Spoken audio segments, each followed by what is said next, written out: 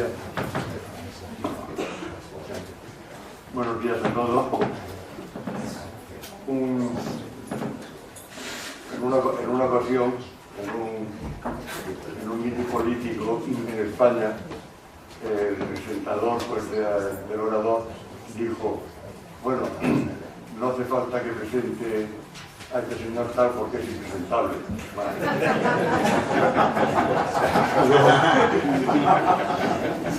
Yo también voy a decir que Jordi es impresentable en ese sentido, en el sentido de que no hace falta presentarlo.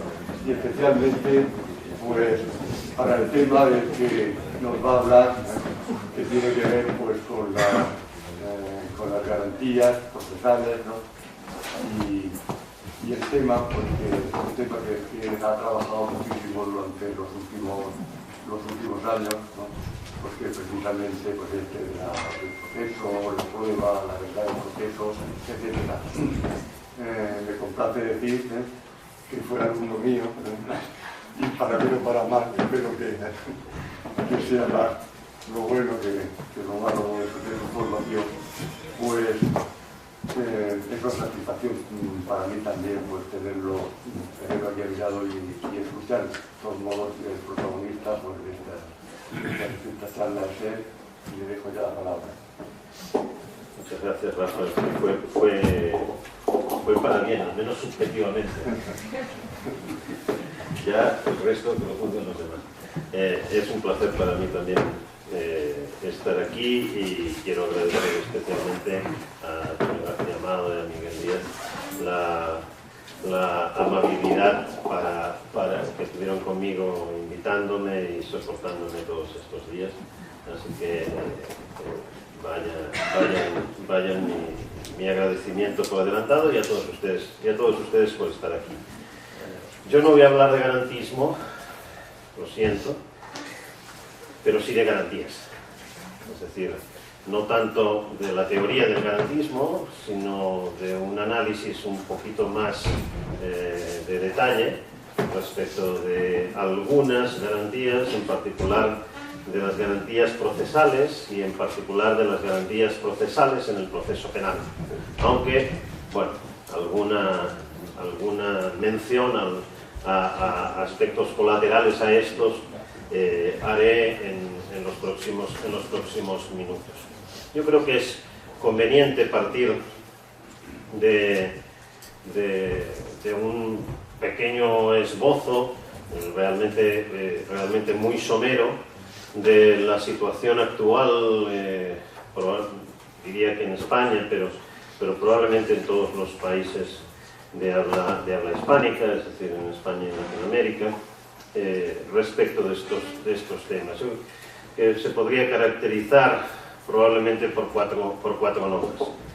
La primera es un discurso que contiene, yo diría, una retórica del garantismo, es decir, a nivel de discurso, quizás todavía más en Latinoamérica que en España, digamos, los conceptos reinantes son conceptos que estarían en la órbita del garantismo y en la órbita a veces no con estos términos, sino con los términos de la protección de los derechos humanos o los derechos fundamentales, etc. Una retórica probablemente muchas veces vacía, porque se queda solo en retórica, ¿no? Y de ejemplos de estos podemos encontrar muchísimos en todas partes, pero en algunos de ellos, yo lo he dicho sin ánimo de ofender, sino todo lo contrario. Por ejemplo, en México, que no conozco ningún país en el que se hagan más cursos de derechos humanos y se respeten menos. Bueno, la distancia entre cuántos cursos y cuántos se respetan, ¿no? es realmente impresionante. Y esto creo que con todos los matices que haya que poner, no es extraño de un país a otro, y menos todavía si hablamos de garantías procesales.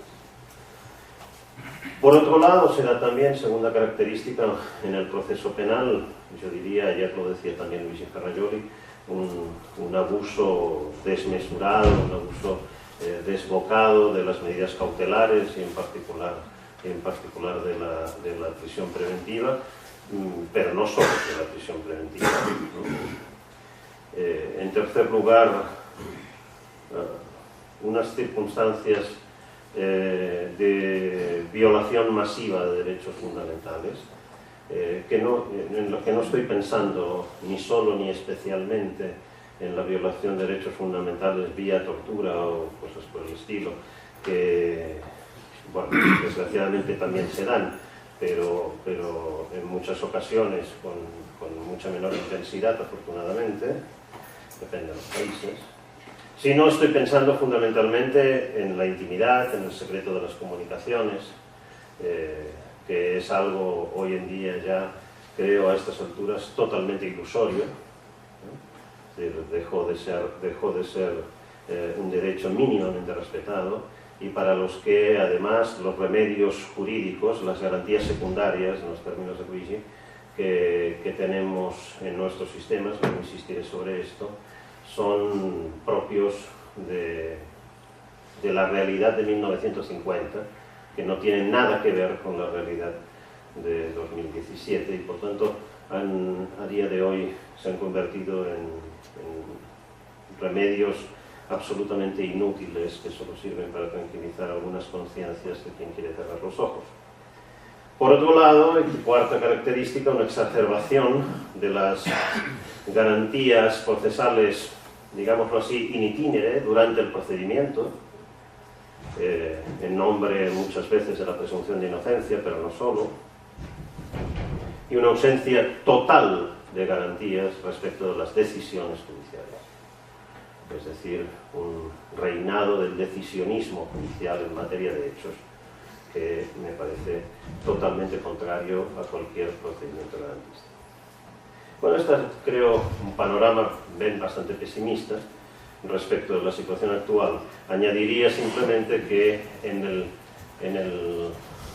la literatura jurídica y en la cultura jurídica de nuestros países, todo esto además no está presente. Es decir, una constatación de esta crisis de las garantías procesales no está, creo, presente en el discurso ordinario de los juristas, lo cual hace que obviamente no afrontemos el problema, porque para empezar no estamos viendo el problema. No digo que lo esté descubriendo yo, digo simplemente que no está en el discurso común de los juristas.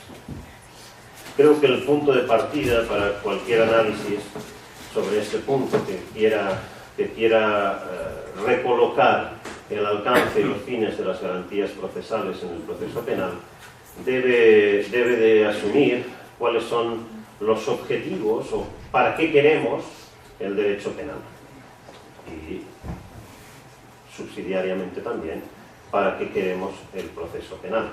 Esto en buena parte abriría un debate acerca colateralmente de los fines de la pena, etcétera, al que no quiero entrar, no es el objeto principal de mi intervención, pero voy a asumir que los fines, el objetivo para el que queremos el derecho penal son fundamentalmente dos, y esos dos prácticamente al mismo nivel. En primer lugar, el proteger a los ciudadanos de la violación de derechos por parte de otros. Queremos evitar que se cometan homicidios, que se cometan violaciones, que se cometan estafas, que se cometan robos, que se cometan hurtos, etcétera, etcétera. Proteger, de otra manera, dicho de otra manera, esos bienes jurídicos de la vida, la integridad física, la propiedad, etcétera, etcétera. Pero también no dañar injustificadamente a otro. Es decir, el Estado, en su función protectora, tiene también, o debería también tener, el objetivo de no usar el poder penal del Estado de modo que dañe injustificadamente a otro. Y esto evidentemente se produce, en el caso más manifiesto, mediante la condena del inocente. Pero no solo mediante la condena del inocente, sino también, obviamente, con medidas como medidas cautelares, etcétera, etcétera, medidas durante el procedimiento que pueden dañar injustificadamente. Esos dos objetivos, evidentemente, pueden entrar en tensión, y normalmente están en tensión. la única manera de tener la certeza absoluta de no dañar injustificadamente a nadie es no dañar a nadie. Es decir, la única manera de tener la certeza absoluta de no condenar nunca a un inocente es no condenar nunca a nadie. Pero evidentemente, si no condenamos nunca a nadie, no cumplimos la función de protección. Y exacerbar la función de protección tiene el peligro de que podemos aumentar considerablemente la incidencia de los daños injustificados a otros. Por tanto, estos son dos objetivos que queremos cumplir simultáneamente, pero que probablemente no se pueden cumplir a su máxima expresión los dos a la vez. Y por tanto hay que encontrar un cierto equilibrio entre qué proporción, qué ratio de uno y de otro nos parece más deseable en cada momento. Todo esto tendrá incidencia en el planteamiento respecto de las garantías que haré en los próximos minutos. Si en lugar de en estos términos lo queremos poner en los términos en que lo ha planteado Luigi Ferrajoli, uno podría decir, bueno, desde el punto de vista de las garantías, lo que queremos es limitar o eliminar el adjetivo salvaje que atribuimos a que pueden tener ciertos poderes públicos y privados. Es decir, limitar o eliminar los poderes salvajes. A la hora de definir los poderes salvajes, Luigi juega con dos vectores, el de poderes salvajes ilegales y extralegales, y poderes salvajes públicos y privados. Y jugando con estos dos pares de conceptos, tenemos al menos 4 categorías de poderes salvajes. Poder salvaje público y legal, y el ejemplo paradigmático que nos da Luigi de esto sería el de la corrupción. Poder salvaje público extralegal, este me parece bastante importante y creo que para las garantías procesales mucho más de cuanto está en los escritos de Luigi, y el ejemplo que él da no es precisamente de garantías procesales, sino de la actuación de los estados en el escenario internacional. Extralegal, por cuanto el derecho sustantivo y procesal en este caso no tiene una ausencia de regulación, es decir, no ha entrado a una regulación suficientemente amplia y suficientemente precisa, de tal manera que deja espacios desregulados para la actuación libre de esos poderes salvajes. Poderes privados y legales, en general toda la criminalidad, y poderes salvajes extralegales, también aquí el ejemplo que nos da, por ejemplo, podría ser el de digamos, en el mercado de trabajo y en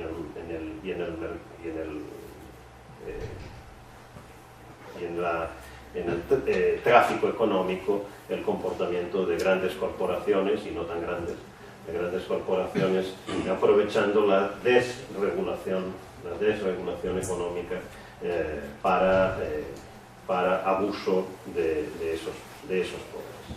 Limitar los poderes salvajes, los 4 tipos de poderes salvajes, es tarea de las garantías que establezcamos en nuestro sistema. Garantías primarias, es decir, límites normativos, prohibiciones y obligaciones al ejercicio de esos poderes, y garantías secundarias, formas de reparación a la violación de las garantías primarias.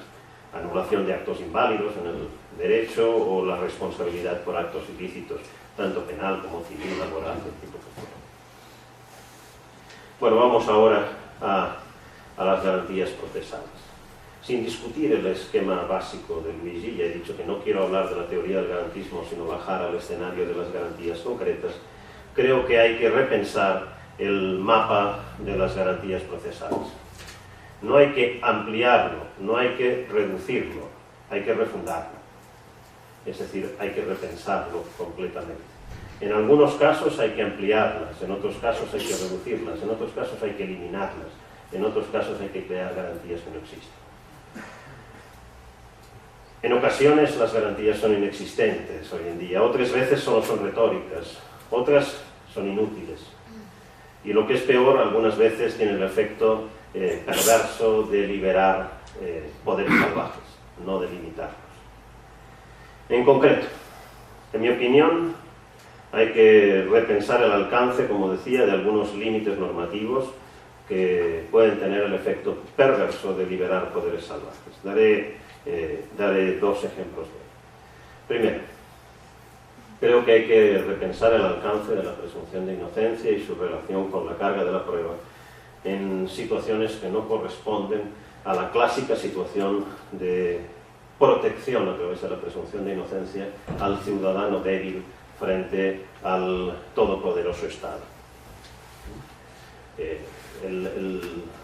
El origen de la presunción de inocencia como garantía y en la parte de la presunción de inocencia que tiene que ver con la carga de la prueba.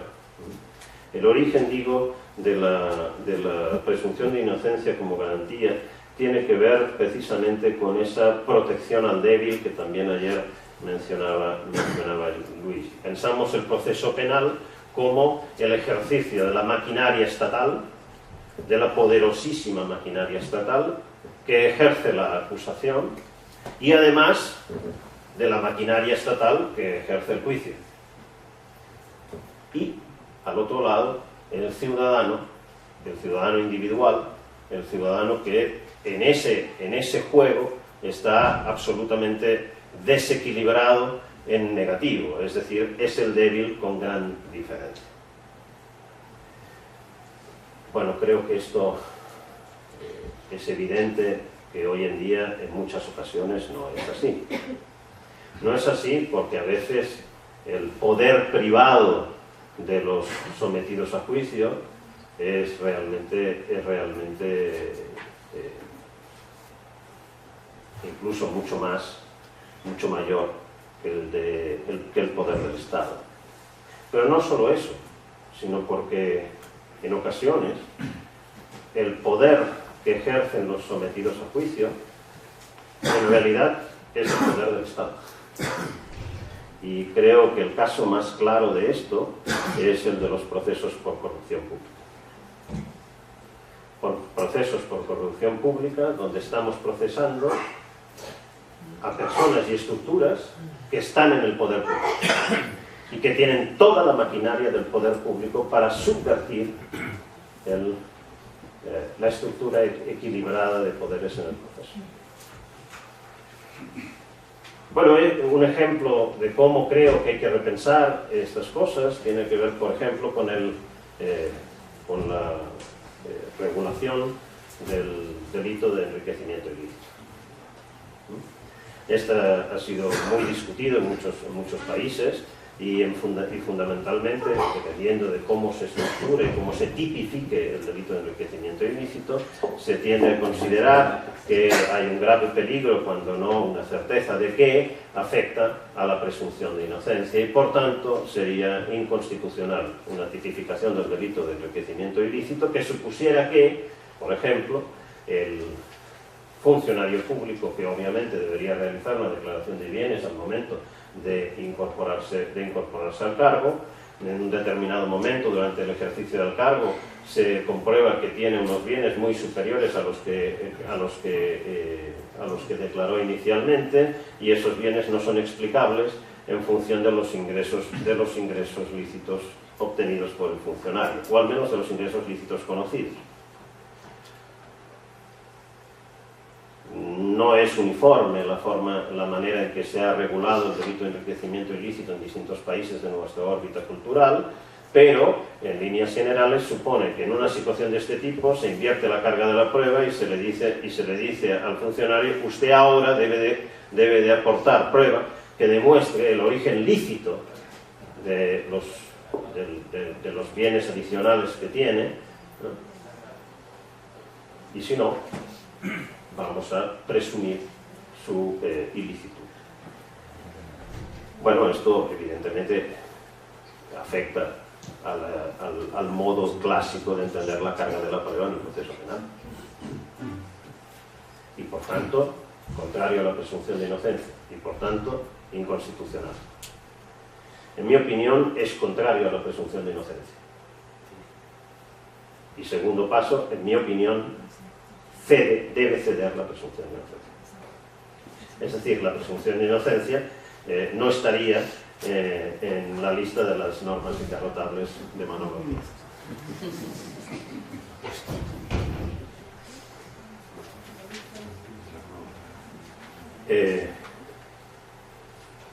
¿Por qué en ese fundamento de la presunción de inocencia como un elemento, como una garantía que queremos para equilibrar la posición del débil en el proceso, en este caso no se justificaría su aplicación porque, como carga de la prueba, porque no es el débil en el proceso el que estamos juzgando cuando juzgamos a alguien por corrupción?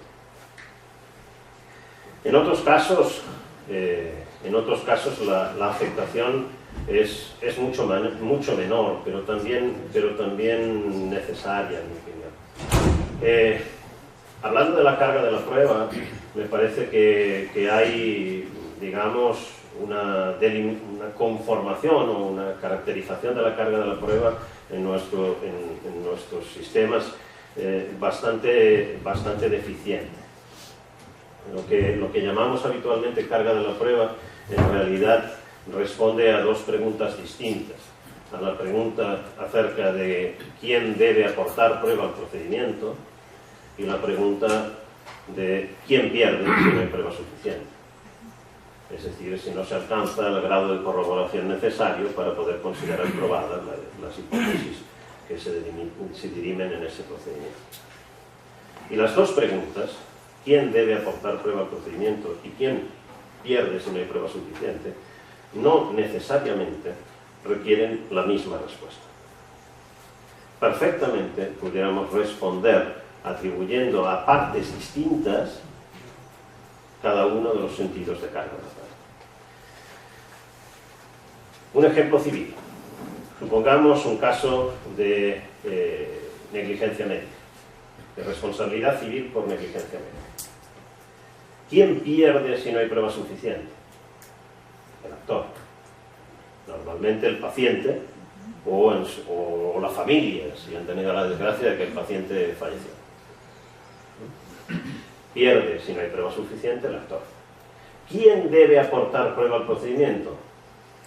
Si ese debe es un debe técnico, una regla técnica en términos de von Reef, entonces uno podría decir, bueno, si no hay prueba suficiente, pierde el actor, entonces si quieres ganar el juicio, actor, entonces produce prueba suficiente.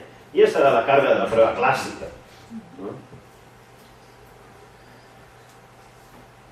Pero a veces tiene perfecto sentido obligar a aportar prueba o aportar algunas pruebas a alguna de las partes en nombre o en respuesta a la disponibilidad o facilidad probatoria distinta de las partes en el procedimiento. Y es así el caso que en el proceso civil por responsabilidad médica le podemos ordenar al médico o al hospital que traiga al proceso el expediente médico, que no está a disposición del paciente normalmente, no está a disposición del actor. Si el que dispone del expediente es el médico, entonces el juez puede ordenar al médico que traiga el expediente. Pero ordenar al médico que traiga el expediente no es cambiar la carga de la prueba en términos de quién perderá si no hay prueba suficiente. El médico cumple su deber, aporta el expediente médico y ya veremos si hay prueba suficiente o no hay prueba suficiente. La carga de la prueba en el sentido de quién debe traer prueba al procedimiento es repartible en función de las distintas pruebas entre las partes. La carga de la prueba en el sentido de quién pierde si no hay prueba suficiente no es repartible entre las partes. O pierde uno o pierde el otro. Pues bien, si trasladamos la cuestión al proceso penal, me parece que se mantiene la estructura.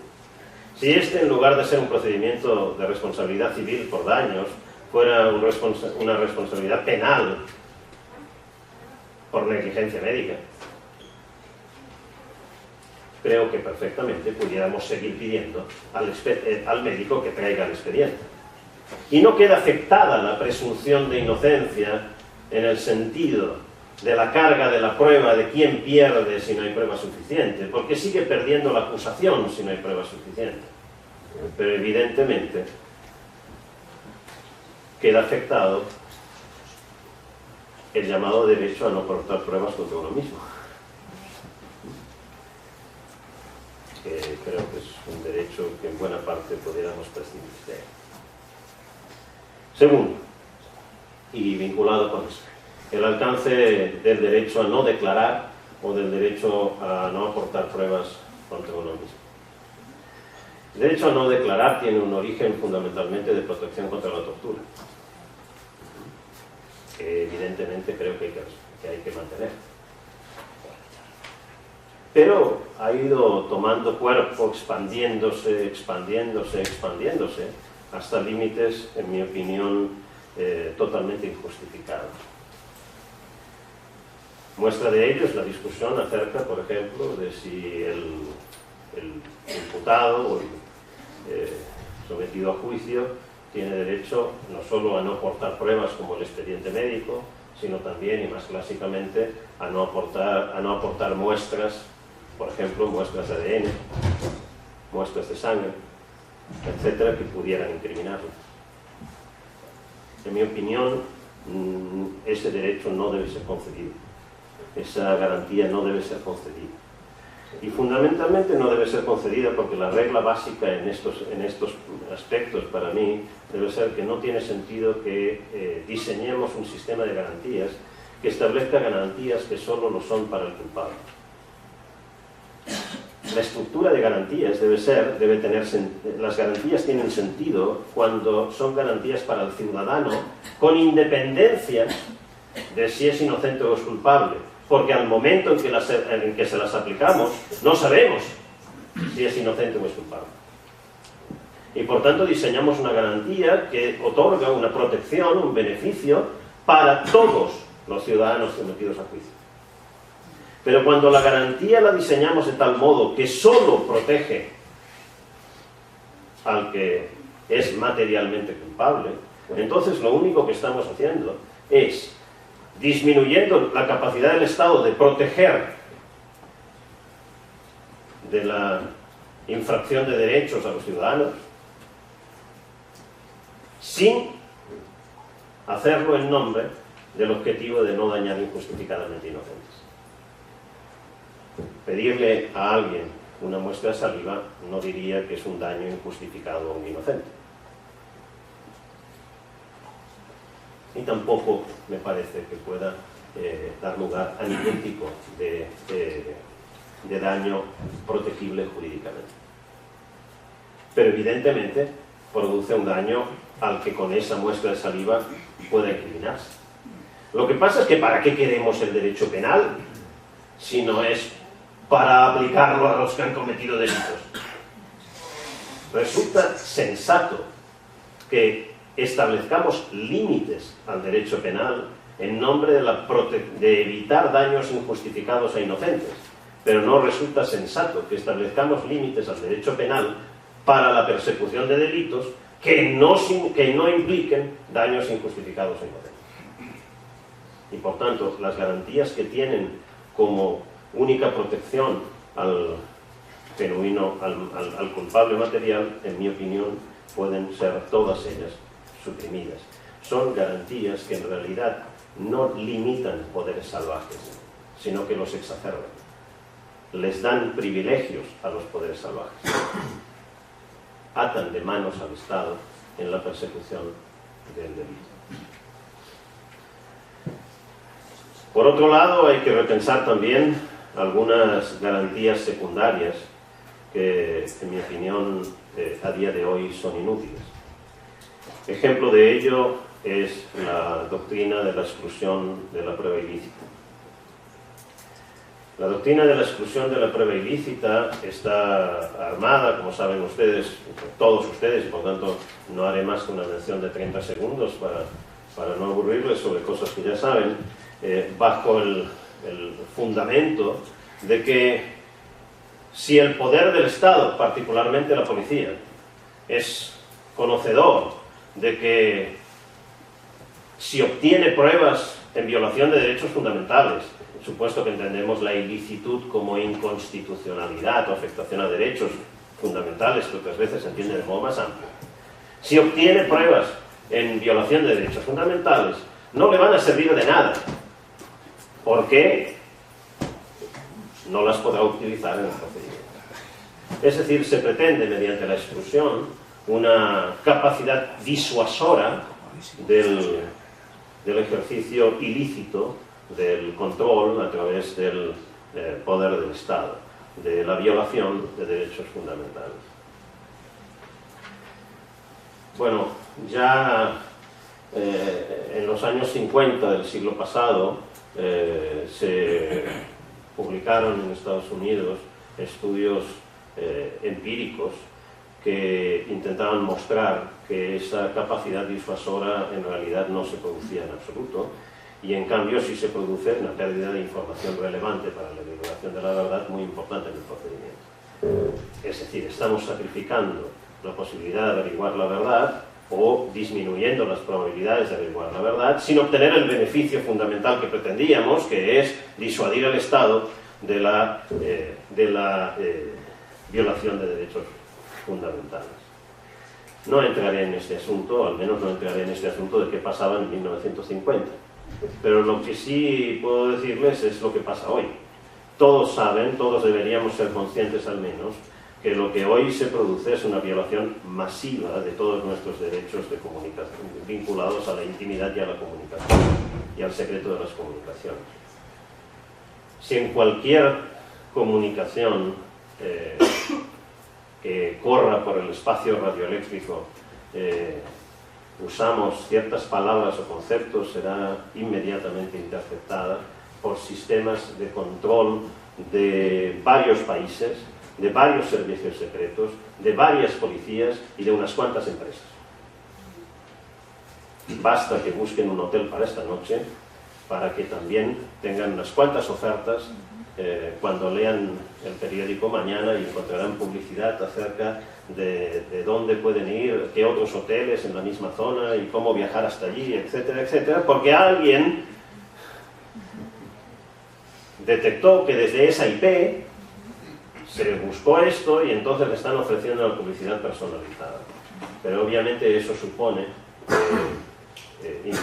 que afectaron también a mi intimidad. Y cuando esto lo vinculan además con el conocimiento sobre dónde y en qué estoy usando mis tarjetas de crédito, sobre la geolocalización de mi teléfono móvil, y toda esa información se agrega en sistemas de Big Data, la información que el Estado y los grandes poderes económicos, las grandes empresas de comunicación tienen de cada uno de nosotros es absolutamente terrorífica. En la investigación criminal, estos mecanismos se usan preventivamente y reactivamente. Se usan para obtener pruebas, todas ellas ilícitas, que evidentemente se blanquean. Así como se blanquean los capitales, también se blanquea la prueba. Y la prueba se incorpora al procedimiento por las vías más simples. La información no la obtuvimos en un barrido generalizado. Nos la comunicó un confidente de la policía. O los encontramos infraganti en un control rutinario. Y ningún juez pregunta por qué, ni cómo, ni de qué manera. Pero es que cuando se sabe que la prueba había tenido un origen ilícito, que es en muy pocos casos, el único remedio es la exclusión. Aunque la obtención ilícita de esas pruebas tenga nombre en el Código Penal, aunque constituya la comisión de un delito, y aunque haya producido unos daños graves de afectación de derechos fundamentales al ciudadano. No sé cuántas incoaciones de expedientes o de investigaciones conozcan ustedes respecto de los funcionarios públicos que hayan cometido esa ilicitud para imputarlos criminalmente. O para iniciar un procedimiento por daños, ya ahora no penal, sino civil, para la reparación de esos daños cometidos en las personas a las que se les han violado los derechos fundamentales. Que digo yo que esos daños deben ser tan indemnizables como cualquier otro. Pero no hacemos nada de todo esto, nos limitamos a excluir las pocas veces que podemos detectar que la prueba es ilícita y a dejar que el poder salvaje del Estado y de las grandes corporaciones siga afectando de la misma manera a nuestra intimidad y a nuestras comunicaciones. Creo que es un caso manifiesto en el cual una garantía que se pensaba fundamental de los derechos fundamentales en el procedimiento penal, y no solo, originalmente en Estados Unidos para el procedimiento penal solo, y de hecho allí solo todavía para el proceso penal, pero en nuestros países expandida a todo tipo de procedimiento. Una garantía, digo, que a día de hoy es totalmente ilusoria, totalmente inútil y que por tanto requiere ser repensada. Eliminar esta garantía no afecta a los derechos fundamentales, ya están afectados. Nos exige repensar cómo los queremos proteger. Repensar qué garantías pudieran ser efectivas para proteger mejor esos derechos fundamentales. Y si de paso puede ser sin afectar a la probabilidad de conocer la verdad en el procedimiento y por tanto de proteger, de cumplir la función protectora, entonces mejor. Último aspecto.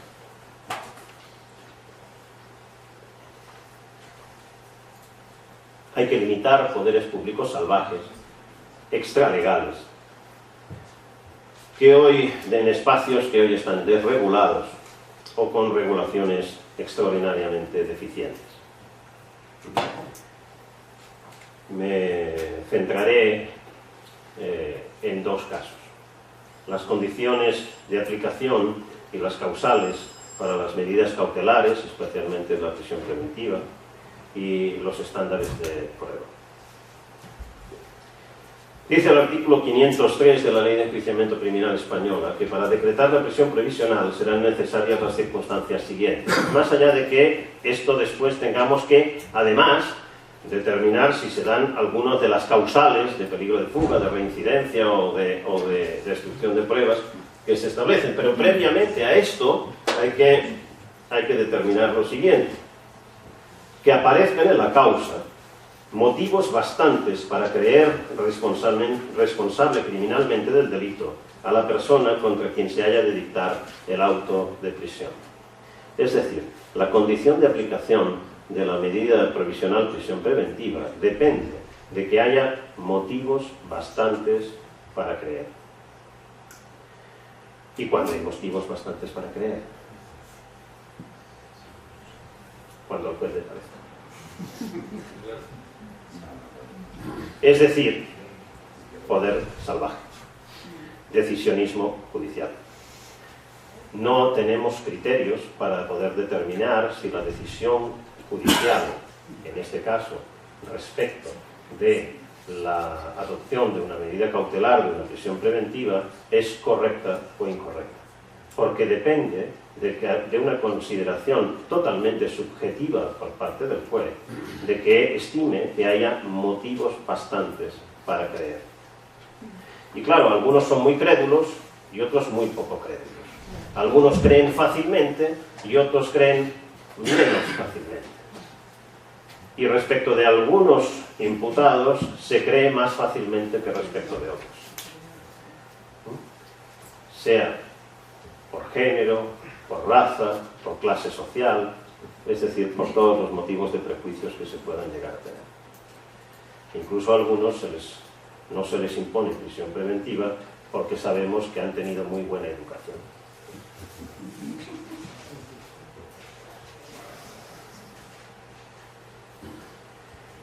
Cuando hay elementos de juicio suficientes para poder adoptar una medida cautelar. Este es un problema de determinación de un estándar de prueba, no de un estándar de prueba final, del procedimiento, pero sí de un estándar de prueba intermedio en el procedimiento que me va a tener que medir el grado de exigencia probatoria que necesito para tomar una determinada decisión. Una vez somos conscientes que certezas racionales no se pueden alcanzar respecto de ningún hecho del mundo, certezas racionales no se pueden alcanzar, entonces hay que asumir también que el razonamiento probatorio es siempre necesariamente probabilístico. Cualquier hipótesis sobre los hechos es más o menos probablemente verdadera. Este es un aspecto, este sí, absolutamente epistemológico.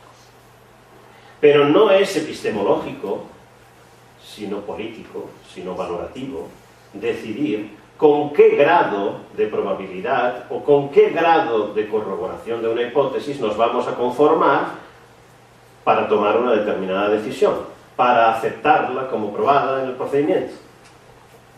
Eso no es, a esto no nos responde la epistemología.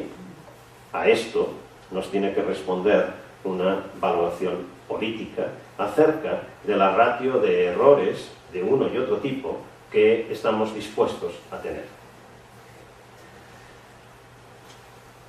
Si el estándar de prueba es muy alto, muy exigente, tendré pocos errores de inocentes condenados, porque será muy difícil que respecto de un inocente se alcance un grado de corroboración tan alto para satisfacer ese estándar. Pero tendré muchos culpables absueltos, porque evidentemente también es más difícil que respecto de un culpable se alcance un nivel de corroboración suficiente para satisfacer el estándar. Si bajo el estándar la ratio de errores se me va a invertir, tendré menos culpables absueltos, porque para un estándar más débil es más fácil que respecto de cualquier culpable alcancemos pruebas suficientes para satisfacer el estándar, pero tendré más inocentes condenados.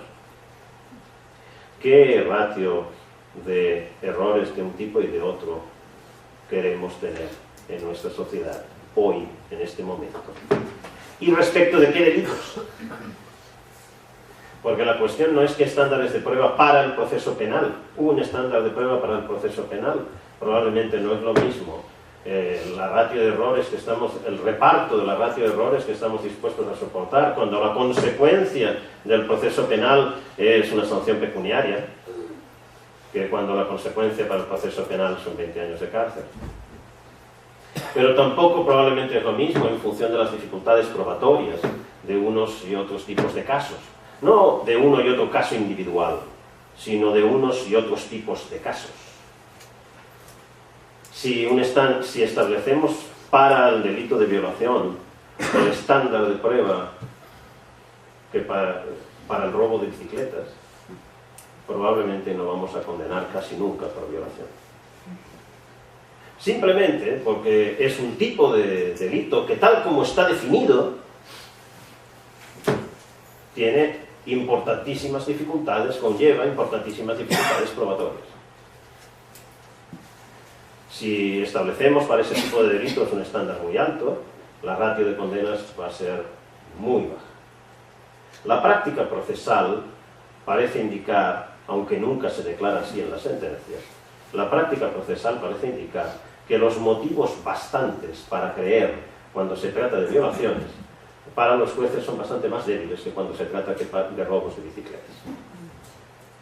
Y esto no porque la condena sea mayor en el robo de bicicleta que en la violación, sino todo lo contrario, sino porque son conscientes de que un estándar de prueba muy alto para la violación implica desproteger lo que queremos proteger con el delito de violación, es decir, el bien jurídico de la libertad sexual. No estoy defendiendo, lo estoy constatando, y estoy diciendo que ahí la epistemología no nos alcanza y tenemos que tomar decisiones políticas respecto de cuál es el grado de exigencia probatoria que en cada tipo de caso queremos tener. ¿Qué decisiones políticas ha tomado nuestro legislador? Bueno, si vemos distintas fases del procedimiento, nuestra ley de enjuiciamiento criminal dice cosas como la siguiente.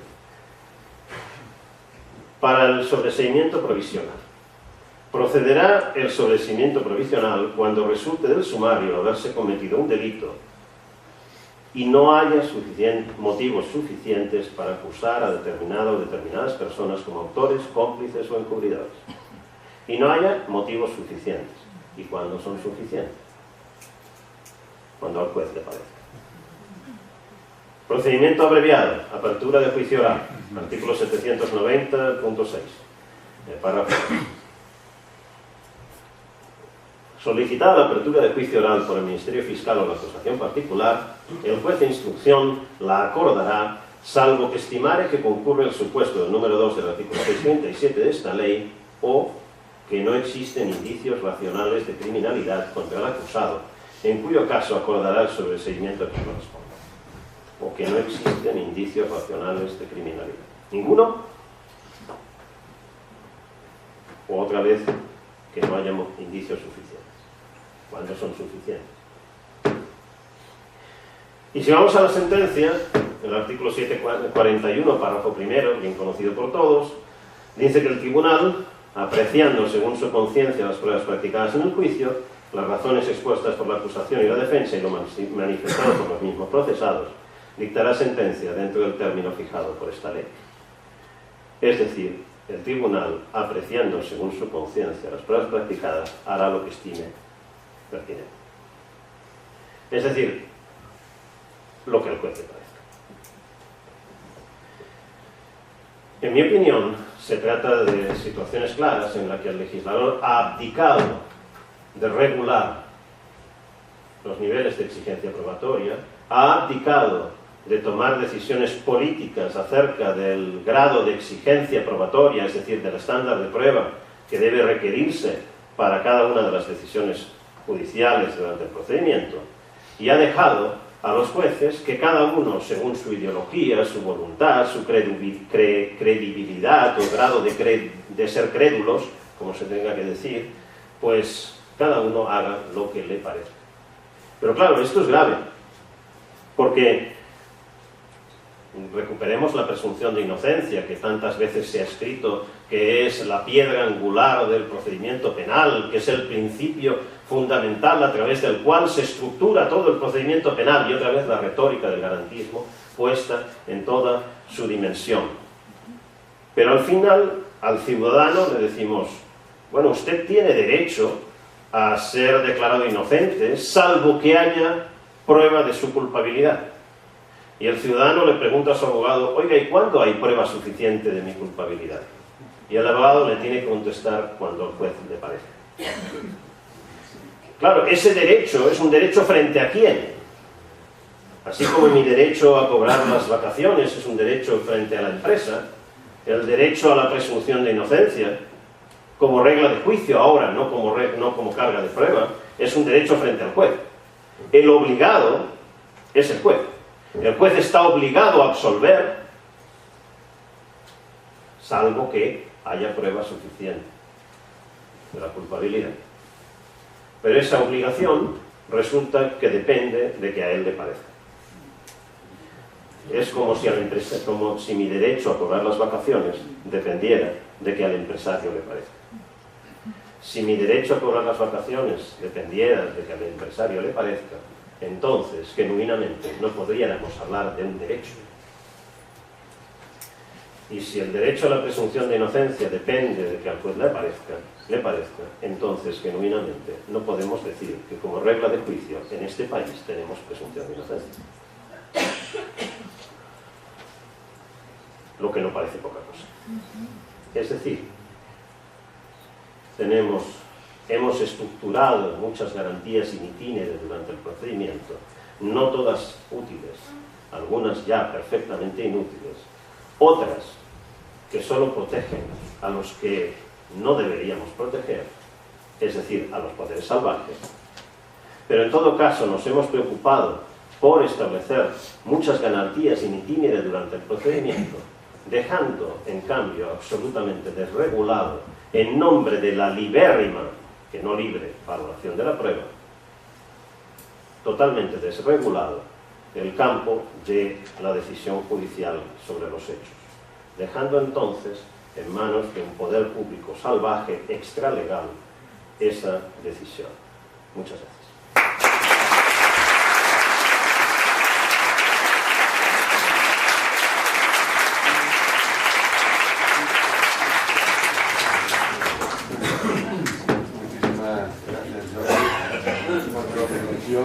Y veo que te van a atacar por varios frentes. Yo lo iba a sacar, yo iba a defender, entonces no me problema que lo hagas después de Manolo. que no sé si voy a poder defenderte más.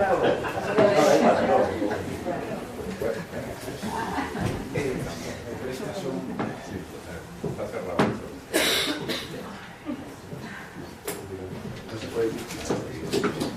Antes de que me lo preguntes, no soy pospositivista.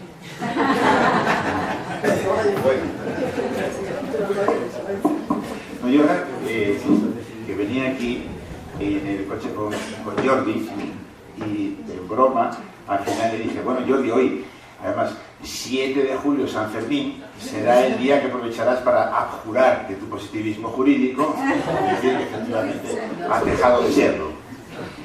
Y durante la mayor parte de tu exposición yo pensé, efectivamente, Jordi así, supongo que al final hará esa declaración, por el estilo, porque lo que has hecho, si prescindimos más o menos de los 10 últimos minutos, es lo que yo había propuesto ayer que hiciéramos, y es interpretar el garantismo no en clave positivista, sino en clave pospositivista.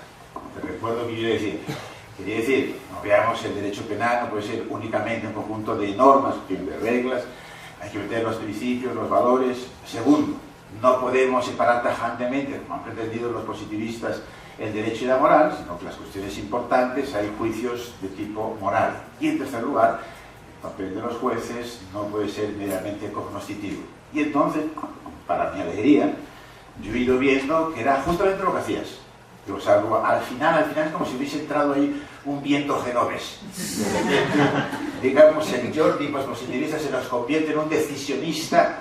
No, todo lo contrario. Déjame que te explique. Pero porque, bueno, no he defendido el decisionismo. Vamos a ver. He dicho que Vamos a ver. lo hay. Vamos a ver. Yo creo que tus dos discursos son absolutamente incompatibles.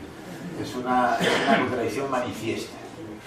Empiezas diciendo, por ejemplo, la pregunta que tenemos que hacernos es ¿para qué sirve el derecho penal? Por eso sus valores completamente de acuerdo. Y eso es la clave. Es una manera de decir, en el fondo esto del derecho penal o del derecho procesal pues es filosofía moral y política aplicada. Pero claro, si prescindimos de eso no podemos entender nada, no podemos dar sentido, etcétera, etcétera. Y luego también, dijiste, en el fondo, tal y como tú lo planteaste, claro, hay dos órdenes de valores que hay que proteger y no siempre es tan fácil hacer, hay que buscar un equilibrio. Yo pensé, caray, Jordi se nos ha convertido en un ponderativista a ultranza, porque viene a decir, todas las cuestiones, en último término, el derecho penal es una cuestión de ponderación, y él ahí lo está manifestando, y al final tenemos que ver cómo conseguir un equilibrio, supongo que racional. Eso es la cosa, efectivamente, que luego no encaja, ¿verdad? Cuando haces el planteamiento, diríamos, la parte técnica de las figuras, presunción de inocencia, ¿qué dices? Esto es de lo que no estaría en la lista de inderrotables que yo decía, claro, la discusión es que prácticamente no hay normas inderrotables, o sea, que me estás dando la razón. La única manera sensata, como tú has dicho, de entender la presunción de inocencia, de entender la prueba ilícita, de entender la prisión preventiva, darse cuenta que son normas derrotables. De hecho, de otra manera, que si no incluimos principios y valores no podemos dar una interpretación sensata de las cosas. Y todo lo que tú dijiste ahí, Jordi, yo lo suscribo completamente, parece que tienes razón, que es la aplicación, diríamos, del pospositivismo que yo planteaba. Y de repente, al final te desatas por un decisionismo absurdo, te diría absurdo en el sentido que es absolutamente contradictorio con lo anterior. Dices, sobre la prisión preventiva se regula, se dice motivos bastantes. ¿Qué quiere decir motivos bastantes? Lo que le dé la gana al juez. Bueno, pues digamos lo mismo. ¿Qué quiere decir que no hay que causar daño? ¿Qué entendemos por daño? Lo que le dé la gana a Jordi. o algo así, ¿verdad? ¿O qué quiere decir el principio que hay que proteger los derechos fundamentales? Lo que le dé la gana. ¿Cuáles son los derechos fundamentales? Lo que le dé la gana a Jordi, o lo que le dé la gana al otro, etcétera, etcétera. Dijiste cosas tan sorprendentes, creo que también ayer se repitieron, que no podemos tener certeza racional respecto de ningún hecho del mundo. Yo debo ser una persona muy dogmática, pero te puedo asegurar que yo diría que para mí es un hecho que hemos asistido a una conferencia impartida por Jordi Ferrer. Para mí es un hecho, presidido por Rafael Hernández Marín. A lo mejor resulta que no, igual que no era Jordi que nos estaba hablando, ni era tampoco Rafa Hernández Marín. O yo qué sé, yo también doy como un hecho incontrovertido que Franco está muerto. Y que estaba muerto, por cierto, cuando se le ocurrió a Garzón pedir, ¿verdad?, el certificado de defunción de Franco. No sé, no caigamos en absurdos. Hay hechos que naturalmente se han controvertido, pero otros, de acuerdo. Termino, entonces diciendo, y al final yo creo que lo que entendí, porque claro, si tú lo que estás diciendo es todo esto que digo es cómo deberían ser las cosas, pero no son así. Y diría, hombre, bien, pues tienes razón, pues estoy de acuerdo contigo, regulémoslo de otra manera o algo así. Pero mientras las cosas sean como son y tengamos las normas procesales que tenemos y las normas penales, etcétera, yo diría, sigamos al primer Jordi, los primeros 40 minutos, y entonces hagamos interpretaciones que se aproximen a la satisfacción de esos valores y seamos objetivistas morales. O sea, que hagamos caso a los 40 primeros minutos de Jordi y olvidémonos de los últimos 10.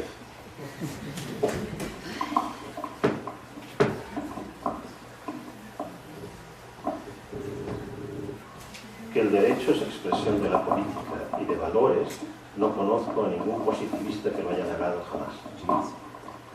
A ninguno. Y eso es exactamente lo que yo dije. Y el derecho penal es expresión de la política y de valores. Y de eso no se deriva ni el pospositivismo, ni el justnaturalismo, que en realidad es lo que es el pospositivismo, una especie de justnaturalismo vergonzante para no llamarle de esa manera, porque nos parece demasiado conservador, demasiado de derecha. Y a los justnaturalistas progresistas, pues, ¿qué compartimos tú y yo? Muchas cosas, entre ellas probablemente una ideología y unos valores bastante similares. Y por eso, cuando hablamos de valores, entonces fácilmente estamos de acuerdo. ¿Qué no compartimos tú y yo? Que tú crees que tus valores son objetivos y yo creo que ni los tuyos ni los míos son objetivos, sino los tuyos y los míos. Lo que empezaste a decir te lo tenemos que creerte. Lo primero, esto, lo del daño, etcétera, no. No. ¿No te lo crees? No. Yo me lo creo, son mis valores. Y además creo que en esta sociedad, y en la forma en que hemos construido el derecho en esta sociedad, este es un punto de partida compartido. Y lo que estoy diciendo es, miren señores, si este es el punto de partida compartido, entonces tenemos ciertas implicaciones. Por supuesto puede haber también un discurso racional en moral, incluso sin que haya moral objetiva. Es un discurso de racionalidad por coherencia. Entonces puedo decir perfectamente que si partimos de determinados valores sobre los que fundamos el derecho penal, lo pudiéramos fundar en otros. Pero si los fundamos en esos, entonces se producen ciertas implicaciones que tenemos que seguir para conseguir esos valores de los que hemos partido. Este es el discurso, es un discurso de coherencia. No pretendo que los valores de partida sean objetivos, aunque me gustaría que fueran objetivos mis valores. Y los defiendo como si lo fueran. Pero son los míos. Tampoco soy ponderativista, porque por supuesto que he dicho que hay que jugar con equilibrar o buscar el equilibrio que nos parezca razonable entre objetivos que están en tensión, como esto es absolutamente equivalente a lo que hacen los juristas llamándole ponderación, así que por eso creo que me pones la etiqueta. Lo que pasa es que yo no creo que haya una respuesta correcta para eso.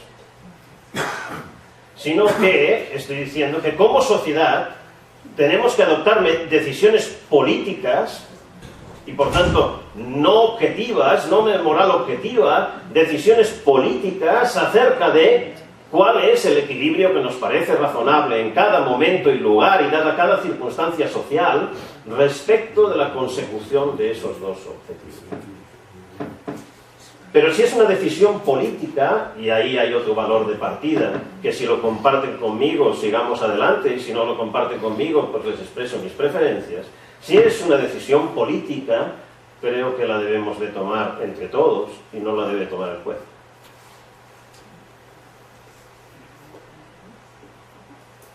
Sentencia del Tribunal Constitucional.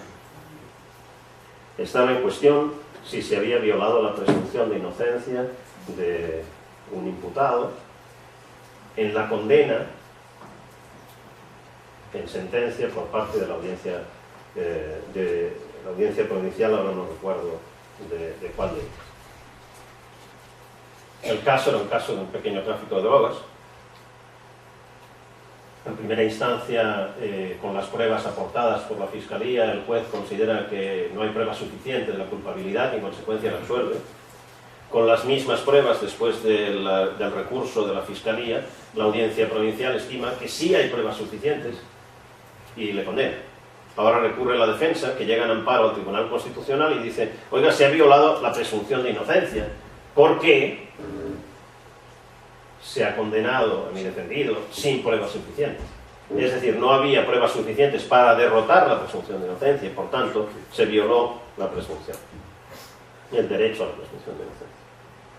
Dice el Tribunal Constitucional: conviene señalar aquí que el razonamiento del juez de instrucción de Noya, que era el de primera instancia, contenido en el considerando primero de su sentencia, es impecable desde el punto de vista constitucional, el que le absolvió. Esto es, bajo el enfoque del artículo 24.2 de la Constitución española, que para los no españoles es el que reconoce la presunción de inocencia. Pues si a él, al juez de primera instancia, bajo el sistema de libre apreciación de la prueba del artículo 741 de la Ley de Enjuiciamiento Criminal, las pruebas practicadas no le convencieron de la culpabilidad del encartado, actuó perfectamente al absolver. Sucede, sin embargo, que si con los mismos elementos probatorios otro tribunal, el de apelación, apreciando según su conciencia las pruebas practicadas en el juicio, llega a un resultado contrario, y en este caso al convencimiento de la culpabilidad del antes absuelto, no por ello puede afirmarse violación alguna contra la presunción de inocencia.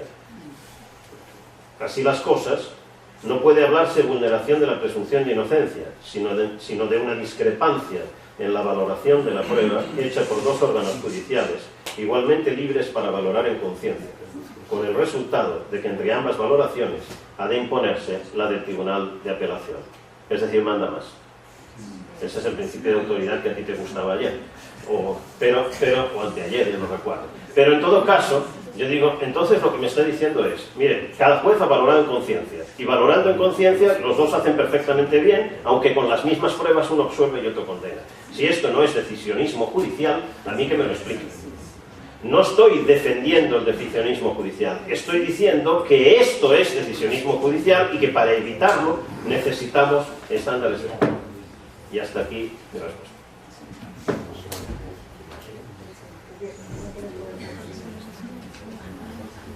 No sé si se oye. Buenos días. Ahí. Buenos días, soy Susana Escobar. De la Universidad EAFIT de Medellín, Colombia, y estudiante de doctorado de acá en la Universidad de León. Profesor Ferrer, en un momento de su exposición, usted decía que las garantías deben ser para todos, inocentes y culpables, precisamente porque al momento de aplicarlas no sabemos si las estamos aplicando a inocentes o a culpables. ¿Cómo compagina eso usted con la tesis que expuso al comienzo en cuanto al tratamiento de la corrupción? ¿Por qué prescindir entonces de una garantía como la de presunción de inocencia frente a un proceso de corrupción, si precisamente estamos en un proceso en el que no sabemos si la persona es corrupta o no? A mí me suena un poco, no sé, como a un nuevo derecho penal del enemigo, en que el enemigo sería el corrupto, al que hemos calificado de corrupto antes de condenarlo además, y por eso estamos prescindiendo de las garantías, en términos de Silva Sánchez como una sexta velocidad, no sé, algo así. Entonces quisiera que usted me explicara cómo compaginar esas dos tesis. Para mí se compaginan de modo bastante simple, pero puede ser porque yo lo estoy viendo mal. En la situación del enriquecimiento ilícito al que me referí, el asunto es bastante simple y el tratamiento sería efectivamente igualitario para inocentes y para culpables, en el sentido material, no en el sentido procesal, que habrá que ver cuando se determine en sentencia. La persona, evidentemente, el origen del patrimonio, el origen de los fondos de los que uno dispone, es algo que por facilidad probatoria está mucho más accesible a quien dispone de esos fondos que no al Estado. Pedirle tanto al inocente como al culpable, tanto al que tenga un origen lícito como al que no tenga, que acredite cuál es el origen de los fondos, es algo muy fácil de cumplir para el sujeto. Y en cambio, probar el origen ilícito de los fondos es algo extraordinariamente complejo para el Estado. Y de ahí, entre otras cosas, el extraordinario, entre comillas, éxito que tenemos en la persecución de la corrupción. Entonces, lo que estoy diciendo es simplemente esta. Yo no creo que sea una garantía o mejor dicho, eliminar esa garantía creo que no es incompatible con lo que dije antes respecto del inocente y del culpable. Tampoco creo que tenga nada que ver con el derecho penal del enemigo ni nada por eso. Es una cuestión simplemente de accesibilidad probatoria. Y me parece que pone una protección injustificada en aquel que dispone de unos fondos ilícitos cuando obligamos al Estado que pruebe el origen de esos fondos después de 25 pasos por países y 25 empresas interpuestas. Es extraordinariamente complejo probar esto y extraordinariamente fácil probar la licitud cuando el origen es lícito. A mí no me parece una exigencia derivada del derecho penal del enemigo poder imponer esa necesidad de que aporte una prueba que está en su disposición, como el expediente médico estaba en disposición del médico. Está en su disposición y que la aporte.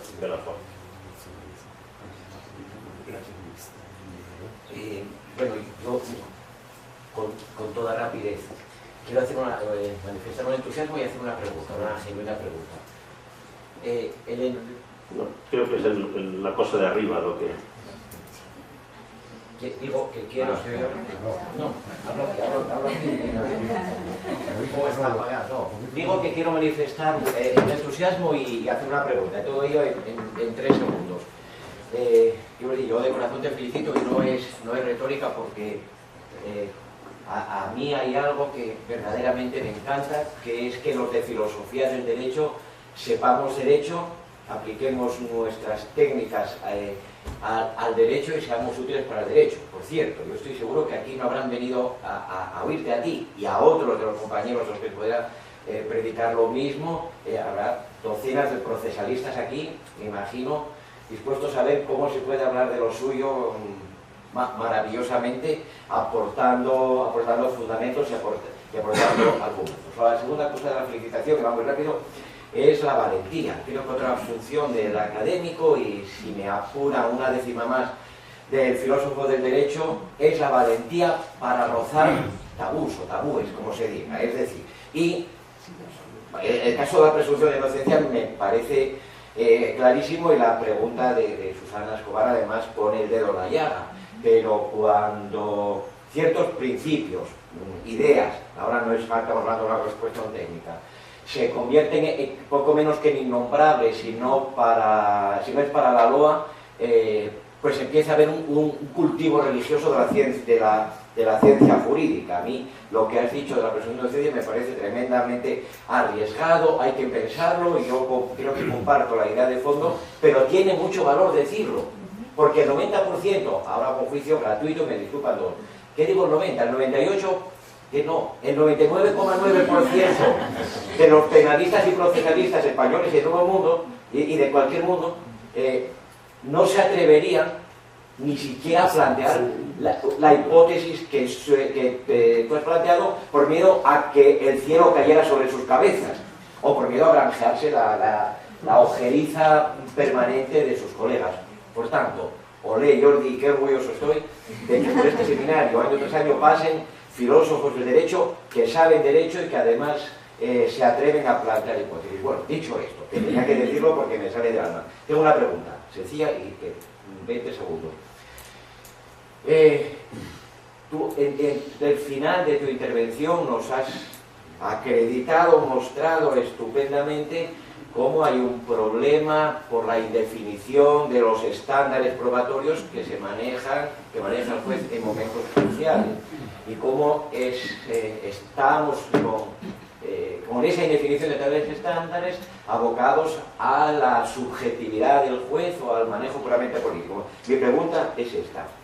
¿Qué se podría hacer para precisar esos estándares? Es decir, ¿cuáles serían los recursos en términos de referenda? Si la cuestión es que el legislador no puede dejarlos tan abiertos, ¿cómo los podríamos acotar, precisar, cerrar un poco más? Si es que se puede, porque si concluimos que no se puede, entonces sí que es una invitación a la melancolía tu jefe.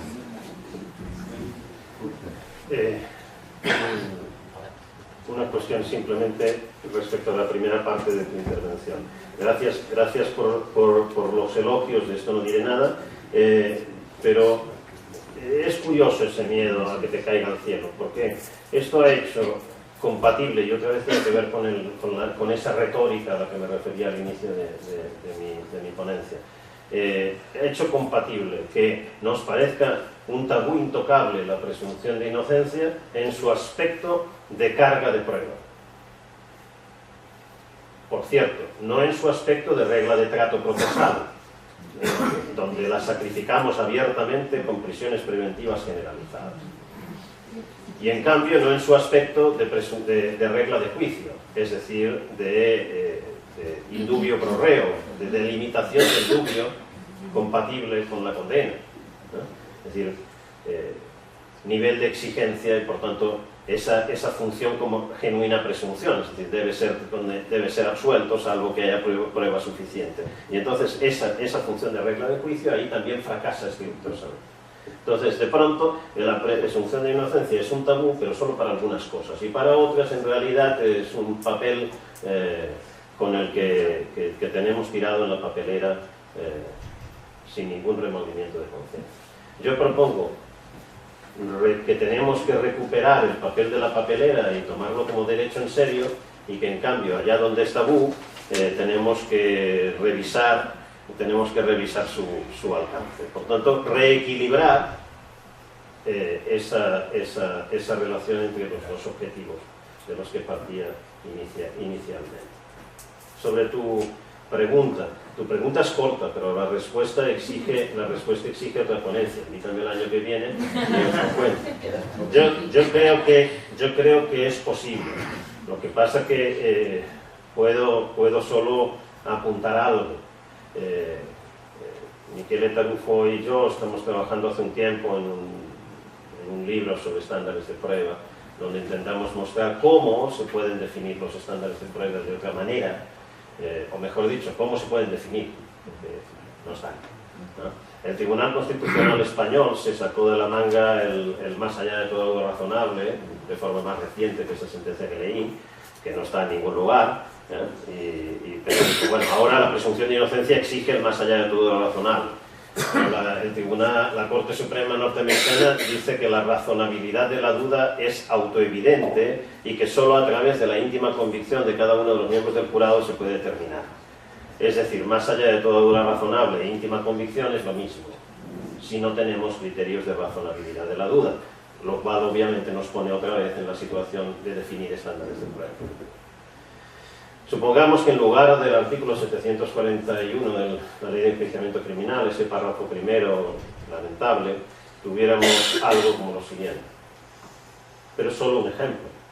Para considerar probada la hipótesis de la culpabilidad deben darse conjuntamente las siguientes dos condiciones. Primero, la hipótesis debe ser capaz de explicar los datos disponibles, integrándolos de forma coherente, y las predicciones de nuevos datos que la hipótesis permita formular deben haber resultado confirmadas. Segundo, deben haberse refutado todas las demás hipótesis plausibles explicativas de los mismos datos que sean compatibles con la inocencia del acusado. Una formulación como esta, que yo creo que Luigi diría que es la que nos exige digamos, el razonamiento inductivo, una formulación como esta evidentemente impone ¿qué cosas? Primero, criterios intersubjetivamente controlables. Y por tanto, con esta formulación ya no puede ser verdad que con las mismas pruebas está probado que es culpable y no está probado que es culpable, porque una de dos, o se cumple el estándar o no se cumple el estándar. Segundo, impone un nivel de exigencia extraordinariamente alto, porque refutar todas las demás hipótesis plausibles compatibles con la inocencia, todas las que se puedan imaginar, no las que tampoco nos llevará a la certeza, por cierto, porque siempre es posible que haya una hipótesis que hoy no somos capaces de imaginar, o que haya un experimento del que hoy ni siquiera disponemos, y por tanto tampoco respecto de eso tendremos nunca certeza. Pero es lo máximo que hoy podemos conseguir. Esta es extraordinariamente alta. Con esta no condenamos nunca por violación, excepto al violador idiota que lo graba y lo cuelga en internet. Entonces, este es un estándar extraordinariamente alto. Por tanto, es producto, una formulación como esta, digo, de unos criterios intersubjetivamente controlables, primer requisito para formular un estándar correctamente, y de una decisión política acerca de qué nivel de exigencia queremos poner. Por eso no es una propuesta, es un ejemplo. Porque como decisión política yo no creo que haya objetividad, y en cambio debemos de adoptar políticamente en cada sociedad, para cada tipo, quizás grupos de delitos, ¿no? Si hablamos del proceso penal, cuál es el nivel de exigencia probatoria. Y hay muchos estándares que se pueden formular igual o mejor de bien que este, menos exigentes desde el punto de vista probatorios. En el libro ese que intentamos hacer, pero si queréis otro día y con 50 minutos por delante algo os puedo contar, intentamos ofrecer un abanico de posibilidades. Como buen catalán tengo algo de comerciante de telas, así que despliego mi catálogo y les digo, miren, las telas disponibles en esta tienda son estas. No son las únicas posibles, hay otras tiendas que tienen otras, pero estas son telas que son de buena calidad.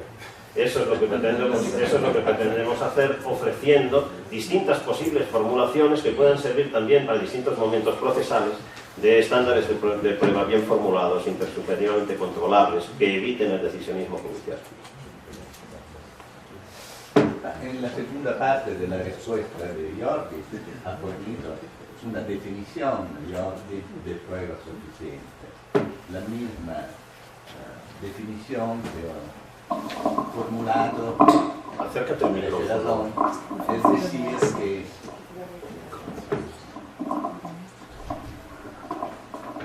libre convencimiento del juez no significa arbitrario convencimiento. Obviamente no podemos tener pruebas legales, es decir, predeterminar legalmente la relevancia y la capacidad probatoria de un hecho probatorio. Sin embargo, yo creo que tenemos estándares muy fuertes de suficiencia de prueba. Es decir, lo que ha dicho en la segunda parte, en contradicción con la idea que no tenemos ningún estándar, el modus ponens, una hipótesis verdadera, es tal que admite una pluralidad de confirmaciones, no una sola confirmación. En el juicio son necesarias muchas confirmaciones por modus ponens. No es suficiente una sola testimonianza, una sola prueba. Y es necesario también excluir, probar la implausibilidad de otras plausibles hipótesis explicativas. Esta es la motivación. El hecho que los jueces no motivan correctamente no significa que no tenemos un estándar de prueba. Tenemos un estándar de prueba muy exigente, muy exigente. Y yo creo que los principios de presunción de inocencia, nemo tenetur sed defecto, la carga de la verdad, son principios inderrotables. El hecho que el imputado tiene a cargo de explicar la proveniencia de sus bienes es la contraprueba de la hipótesis acusatoria cuyo objeto es la existencia de un acto corruptivo. Naturalmente depende de cómo es formulada la participación penal. Si el hecho corruptivo es el arricchimiento ilícito es documentado por la acusa, tú tienes estos réditos oficiales, los otros son explicables, es un delito de sospecho, naturalmente, una figura muy discutible. Sin embargo, sobre el plano del derecho positivo, tiene a que probar el carácter no explicable de este arricchimiento ilícito. Y la defensa produce una contraprova, no una prova. Yo creo que no es útil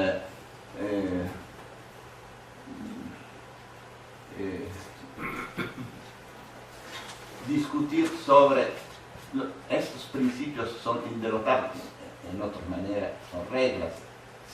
Si no sería inderrotable, no tendría ningún sentido.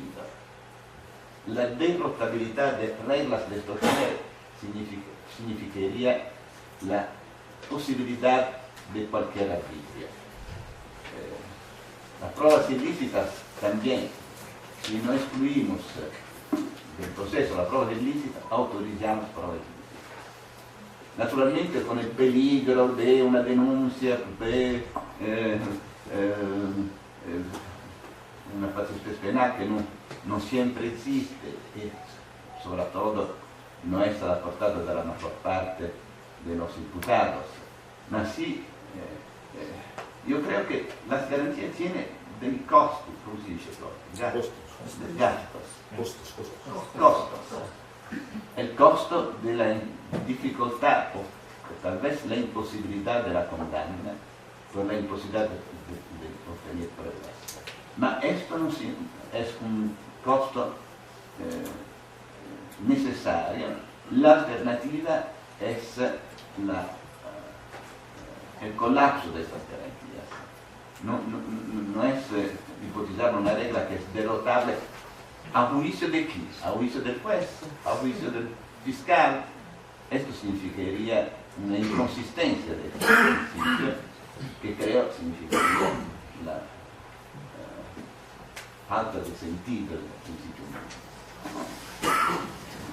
Gracias, Luis. Cuando en teoría del derecho hablamos de derrotabilidad de las normas, o de las reglas, de los principios, da igual ahora. No quiero entrar en esa discusión. Cuando hablamos de derrotabilidad de las normas, normalmente estamos pensando en una norma que ha sido establecida legislativamente con una determinada formulación y nos preguntamos si al nivel de la aplicación del derecho, es decir, si por parte de los jueces, atendiendo a su ratio legis, atendiendo a otros principios, atendiendo a la moralidad objetiva, social o individual, o atendiendo a lo que fuera, podemos derrotar la norma y establecer una excepción que sería para el caso, de tal manera que no aplicamos en realidad la norma. Es muy posible que en el uso que yo he hecho de derrotabilidad haya introducido una confusión.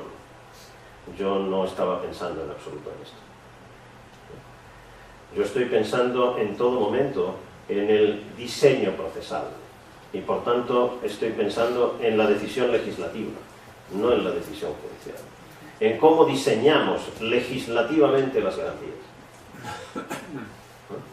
Por tanto, no estoy pensando en la derrotabilidad de la presunción de inocencia a manos del juez. Estoy pensando en el alcance, en que tenemos que debatir el alcance de las distintas facetas de la presunción de inocencia sea la faceta de carga de prueba, sea la faceta de regla de trato, sea la faceta de regla de juicio, el alcance de la presunción de inocencia a los efectos del diseño procesal y por tanto a los efectos del diseño legal. En ese aspecto, y aclarado este punto, creo que no tenemos discrepancia. Donde sí tenemos una discrepancia, creo, es en que, si yo te entiendo bien, tú piensas que el razonamiento inductivo es suficiente para determinar cuál debe ser el estándar de prueba, cuál debe ser el nivel de exigencia probatoria en un procedimiento. Troppo exigente. Y que además debe ser muy exigente. Okay. Yo creo que no, que no es suficiente el razonamiento inductivo.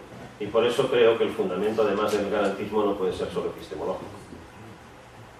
También es valorativo. En eso estoy del lado de Manon, solo que él cree que sus valores son objetivos y yo no. Pero las diferencias con cada uno son estas. Entonces, si hablamos de verdad procesal, no podemos... mira, usamos el razonamiento inductivo. Sí, pero usamos el razonamiento inductivo y usamos los instrumentos epistemológicos para decidir en distintas fases del procedimiento, para decidir si abrimos juicio oral y para decidir si condenamos. En los dos usamos el razonamiento inductivo y obviamente el nivel de exigencia no puede ser el mismo, lo que muestra que el razonamiento inductivo no es suficiente para determinar el nivel de exigencia. Usamos el razonamiento inductivo en el proceso civil y usamos el razonamiento inductivo en el proceso laboral y usamos el razonamiento inductivo en el proceso contencioso administrativo, pero los niveles de exigencia probatorias no tienen por qué ser los mismos. Entonces, claro, en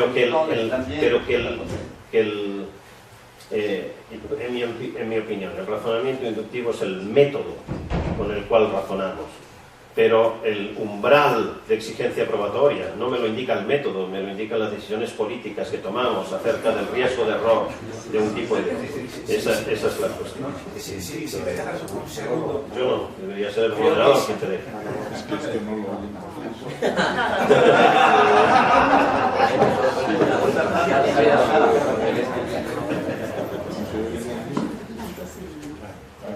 Hola. Bueno, soy Liliana Cucurulo, defensora de oficio de Argentina, y la pregunta que le quisiera hacer al doctor Jordi es, hablando de inderrotabilidad, de la presunción de inocencia, la inviolabilidad de la defensa en juicio, usted habló específicamente y dijo que hay casos donde yo veo, por ejemplo, en obtención de prueba, como explicó la extracción de sangre, donde se viola directamente la presunción de inocencia y la inviolabilidad de la defensa en juicio. Hablando de los abusos de... yo pregunto, si se permite la extracción compulsiva de sangre de una persona, ¿no habría por parte del Estado un abuso y por lo tanto se estaría permitiendo ese uso de poder salvaje? Yo creo que no. Y tampoco creo que ahí se viole la presunción de inocencia. Yo creo que no. Para empezar, casi ya en ninguna prueba necesitamos extraer sangre, porque con las pruebas de ADN nos bastan otras cosas. Quizás para la de alcohol, pero pocas necesitamos extraer sangre. Pero da igual. Yo creo que no. Yo creo que hay que mostrarlo, que la presunción de inocencia está afectada ahí, y a mí no me parece que esté afectada en ningún sentido. Porque la presunción de inocencia, como carga de la prueba, tiene que ver con quién pierde el procedimiento si no hay prueba suficiente. Pierde la acusación. Pero no tiene que ver en absoluto con quién debe colaborar con el procedimiento a los efectos de poder conocer la verdad. Y ese me parece que es un deber de todas las partes. El imputado ahí también el imputado, si las pruebas están a su disposición, Y resulta muy raro, ¿por qué decimos que no podemos tomarle un poco de saliva para una muestra de ADN? Porque no tiene diputados. Claro, porque eso está en su poder, el ADN. Pero en cambio le podemos mandar a la policía a hacer un registro domiciliario. Y lo que está en su casa no está en su poder. Eso es obtención compulsiva de pruebas. Por cierto, si ahora lo pensamos en otros ámbitos, hacemos cosas muy raras que no nos planteamos, que no pensamos suficientemente bien. Si ahora, para seguir con el ADN, se nos ha ocurrido de forma general en nuestra cultura jurídica, no sé si en la oriental, pero la nuestra creo que abarca hasta la anglosajona en este caso, que en los casos de determinación de la paternidad, proceso civil, si el señor no colabora, le imputamos el hijo. En interés del menor, sin pensar que maldita sea el padre que le están dando. En interés del menor. En interés del menor le dan este desgraciado. Hombre, el interés del menor debería ser averiguar si es el padre. Y por tanto, en lugar de presumir la paternidad, si no colabora, mándele 2 forzudos a sacarle la prueba para hacer el análisis de ADN. Parece tan afectada la intimidad, la integridad física de este sujeto contra el interés del menor de conocer a su padre. Me parece que tomamos decisiones bastante locas. Entonces, yo creo que ni en el proceso penal ni en el proceso civil es buena solución ni presumir la paternidad ni presumir la culpabilidad, y cuando la prueba está en su disposición, al igual que si está en su casa le mandamos a la policía a hacer un registro con todas las garantías, si la saliva está en su boca le mandamos a los forzudos para que haga algo. Hay que ponderar. No hay que condenar. Ponderar. Pondera todo lo que quieras. Yo creo. No, yo estoy diciendo, por supuesto. Por supuesto, entre los diversos objetivos que tengo en mi vida, siempre pondero. Y entre los objetivos que tienes tú, siempre ponderamos, etc. Lo único que nos distingue no es decir si hay ponderación o no, es que la ponderación, en mi opinión, no es una operación objetiva, y en la tuya sí. No tenemos que hacerte caso en lo que nos acabas de decir. No, yo no os estoy proponiendo ninguna respuesta política. Estoy diciendo tenemos que repensar el alcance de las garantías a la luz de los valores de partida. Si no tienen estos valores de partida, si socialmente estos no son los que nos gustan, entonces el asunto será otro. Si estos son los valores de partida del derecho penal, entonces tenemos que repensar el alcance de las garantías. Y en el repensar el alcance de las garantías hay otra vez decisiones políticas que tomamos y que debemos tomar como sociedad. No los jueces, porque precisamente no habiendo decisiones objetivas en la materia, no deben ser los jueces las que los tomen, sino los poderes políticos. Buenas, Pedro Mercado, Filosofía del Derecho, Universidad de Granada.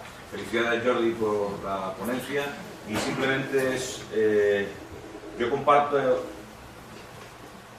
en gran parte el diagnóstico, sobre todo de lo que es el estado de la cuestión, de lo que es el sistema de garantías procesales penales.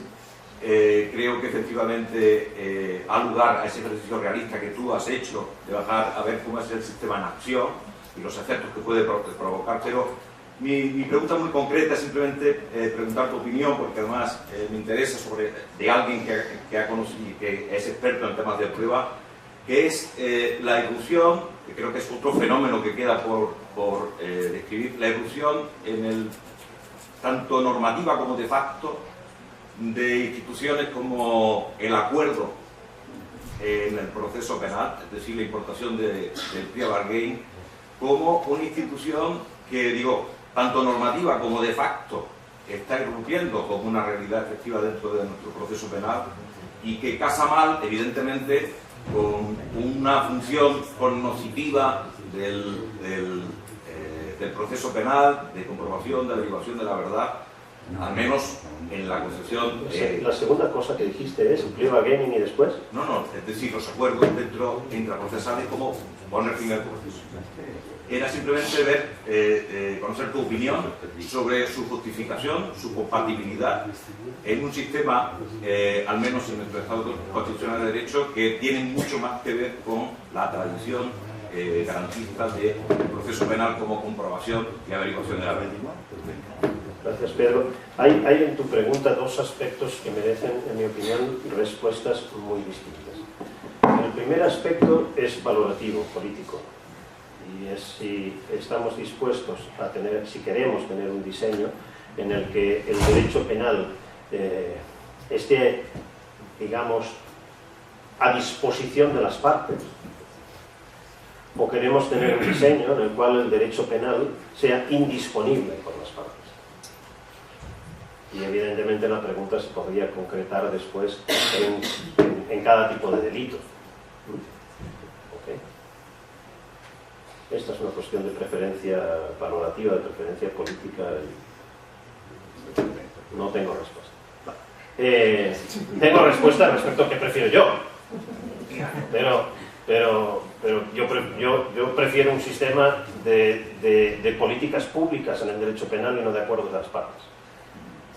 Pero es mi preferencia, y creo que vale solo como mi preferencia. La segunda, la otra parte, en cambio, tiene una respuesta, le diría, técnica y no política. La posibilidad de acuerdos, primero, la idea de acuerdos probatorios ya me parece una contradicción en los términos, porque o es prueba o es acuerdo. Pero digamos, acuerdos respecto a la solución final, no respecto de los hechos, sino acuerdos respecto, acabamos el proceso con esta condena. Yo me conformo en una condena de 10 años, tú no me pides 20, también me la rebajas a 10, etcétera, etcétera. Bueno, ok. Modelo del plea bargaining americano. Para que esto sea para que sea posible un acuerdo racional en sede de plea bargaining, uno, las dos partes deben de conocer las pruebas disponibles que serán aportadas al proceso. Y dos, deben de conocer el estándar de prueba con el que esas pruebas van a ser juzgadas. Si yo no sé el nivel de exigencia probatoria y no sé cuáles son las pruebas con las que se va a jugar en el proceso, entonces me están pidiendo que tome una decisión a ciegas acerca de si me conformo o no me conformo. Y esa decisión, en la medida que sea a ciegas, nunca va a ser racional. No puede ser una decisión racional. En cambio, si estamos en un modelo en el que las partes tienen la obligación de desvelar sus pruebas, por cierto, también la defensa, todas las partes tienen la obligación de desvelar, estas son las pruebas con las que contamos, están sobre la mesa, y conocemos las reglas de juicio con las que esas pruebas van a ser valoradas, entonces yo puedo hacer un cálculo ahora sí, con una cierta racionalidad, acerca de cuáles son las probabilidades de que con esa regla de juicio y estas pruebas me condenen. Y ahora podemos jugar y las dos partes pueden hacer ese cálculo y entonces pueden llegar a un cierto acuerdo que tendrá que ver también con su aversión al riesgo de cada una, etcétera, etcétera. Pero al menos conociendo las reglas del juego y las pruebas disponibles. Si no conocemos las pruebas disponibles, situación que pasa hoy en España, y no conocemos los estándares de prueba, situación que pasa hoy en España, cualquier acuerdo en sede de plea bargaining no es nada más que un acuerdo con los ojos cerrados absolutamente irracional. ¿No? Por lo tanto, hay una parte política acerca de si nos gusta el diseño o no, y en todo caso, si es que nos gusta, una serie de exigencias que tenemos que dar, que dependen de garantías que hoy no tenemos protegidas. Hay una palabra más. Sí, buenos días. Andrea Manchi, de Argentina, de la Universidad de San Isidro. Quería hacer una pregunta, doctor Soldi, en cuanto a los estándares de prueba de la ratio, sin caer en la ponderación y en el más a más. ¿Cuál es el límite del blanqueo de pruebas? ¿Cuál es el límite de? El límite para el blanqueo de pruebas. ¿Para el blanqueo de pruebas? Sí. No sabría contestar a eso. De dentro del nivel probatorio, dentro del esquema de las ratios, en el estándar de las ratios. ¿Cuál es el límite para el blanqueo de pruebas? Es decir, cómo sacar pruebas sin caer en recuerdos a delitos informáticos. No, porque es el tema en donde es el tema del blanqueo de pruebas. ¿Cuál es el límite para usted? ¿Hasta dónde hay que llegar con una ilícita o ilícita? ¿Hasta dónde podemos llegar? Hay alguna parte que no nos estamos entendiendo. Yo creo que el estándar de pruebas no dice nada, radicalmente nada, acerca de la posibilidad de eso que yo he llamado blanqueo de pruebas, pero si quieren, de la admisión de pruebas lícitas o ilícitas, sobre la admisibilidad de las pruebas, no dice nada sobre eso. El estándar de prueba presupone que ya hemos tomado esas decisiones en otro momento y con otras reglas. Y ahora el estándar de prueba me dice solo cuál es el nivel de exigencia probatoria para valorar el conjunto de elementos de juicio que tengo, el que tengo. Y le dice, si alcanza este nivel de exigencia probatoria, entonces puede considerar probada la hipótesis. Si no la alcanza, no la puede considerar probada. Pero no me dice nada, el estándar mismo no me dice nada acerca de los mecanismos de investigación, de la admisibilidad de determinadas pruebas o de otras, no me dice nada sobre la admisión o no de la prueba ilícita. Sobre esas cosas hablan otras garantías, no el estándar. Entonces, no le sabría contestar. Pero si no, ahora lo conversamos más y intentamos entenderlo. Nada, bueno, soy Inés Olaizola de Pamplona, San Fermín. Aquí estás. Bueno. Siento no celebrar San Fermín al modo Atienza, pero no es posible para mí. Yo, una pequeña reflexión respecto al primer punto de presunción de inocencia.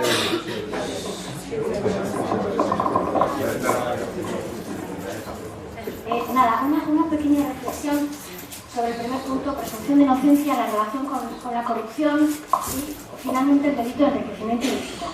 Tal y como yo lo veo, y según has dicho, la presunción de inocencia surge para proteger al ciudadano débil frente al Estado fuerte. De ahí me ha parecido entender que decías que en determinados temas, como por ejemplo la corrupción, ya no estamos ante el ciudadano débil frente al Estado fuerte. En mi opinión, seguimos estando entre el ciudadano débil y el Estado fuerte. La razón por la que quizá no se persiga la corrupción no es tanto porque no se trata de un ciudadano débil, sino porque parte del Estado en algunas ocasiones está involucrado en los propios delitos y lo que no hay es voluntad política para conseguir condenar por esos delitos. No se trata de un problema de prueba, a mi modo de ver. Yo creo que muchos de los delitos de corrupción de los que ahora están en boga, caso Gürtel, etc., están más que probados. No se trata de un problema de prueba, se trata de un problema de voluntad política para condenar a esas personas. Por eso después ponemos los poderes del Estado, dígase, por ejemplo, la Fiscalía General, para evitar precisamente determinadas condenas. Esa es mi reflexión, no es un problema de prueba. Por lo tanto, la introducción de un delito de sospecha como el del enriquecimiento ilícito no va a suponer que haya más condenas, porque la voluntad política seguirá siendo no condenar. Por lo tanto, lo que estamos haciendo al introducirlo es generar problemas dentro de este sistema de nuestro derecho penal ya muy maltratado, introducir un nuevo delito de sospecha que quiebra garantías, que diluye los principios básicos de los que hablábamos ayer y que ni siquiera va a suponer mayores condenas. De hecho, los países que tienen el delito de enriquecimiento ilícito no tienen menos problemas de corrupción que nosotros, ni hay más condenas. No es necesario desde mi punto de vista. No tengo ninguna duda que el fenómeno de la corrupción es multifactorial y que por tanto no vamos a afrontarlo tocando una sola tecla, ¿no? Porque hay que tocar muchos factores, algunos de los cuales son de cultura general, ¿no? Algunos de los cuales son de cultura general. Por tanto, no pretendo esto. Pero algunas de las teclas, algunos de los factores son probatorios. Y tienen que ver con las especiales dificultades probatorias que se afrontan en determinados delitos tal como están configurados. Tal como está configurado el delito de violación hoy, que tiene unas dificultades probatorias que no tenía cuando el delito de violación exigía la resistencia física de la víctima. La exigencia de resistencia física de la víctima facilita probatoriamente el tipo. Lo facilita porque, tal como está configurado, vamos a disponer de pruebas de violencia física que hoy, en cambio, no exigimos. Y no las exigimos, con lo cual, al no exigir, al definir el tipo de esa manera, eso tiene implicaciones probatorias. Estamos definiendo el tipo de una manera que produce especiales dificultades probatorias. Estamos dispuestos a asumirlo eso. Estamos dispuestos a asumirlo porque no queremos exigir a las víctimas que tengan que defenderse físicamente de una manera que probablemente les va a acabar produciendo más daño. Pero pagamos el coste de la dificultad probatoria. Y el coste de la dificultad probatoria luego lo pagamos doblemente cuando, para no absolver a todo el mundo prácticamente, lo que hacemos es bajar el nivel de exigencia y por tanto bajar el estándar. Pero nadie lo escribe y no está puesto en ninguna ley que el nivel de exigencia probatoria sea inferior para esos casos. Pero lo hemos hecho. Y así sucede en la realidad de los tribunales. Ahora, lo que estoy diciendo respecto de eso es, pero por principio de legalidad deberíamos escribirlo. Y deberíamos incorporarlo a la ley. ¿Cuál es el estándar para eso? Y ahora, trasladado a la corrupción, digo que estamos otra vez en lo mismo. ¿Cómo definimos el tipo? Nos produce mayores o menores dificultades probatorias. ¿Estamos dispuestos a definirlo de una manera que nos produzca mayores dificultades probatorias? En el caso de la violación, sí, para protección de las víctimas. En el caso de la corrupción, ¿para protección de quién? No de las víctimas. Entonces, ¿de verdad esa es la garantía que queremos? Si es, entonces, definirlo de otro modo para facilitar probatoriamente, nos hace simplemente más efectivo el proceso penal sin tener ningún coste para la presunción de inocencia. ¿Eso reducirá la corrupción? Depende. ¿Aumentará las facilidades probatorias en el proceso penal? Para reducir la corrupción necesitamos también otras cosas. También otras cosas. Como en todos los delitos. Bueno, yo voy a terminar con un par de observaciones, medio minuto solamente. Un aspecto que no me ha quedado claro de tu intervención es, creo que no has distinguido entre lo que podríamos llamar garantías legales, garantías judiciales y doctrinales.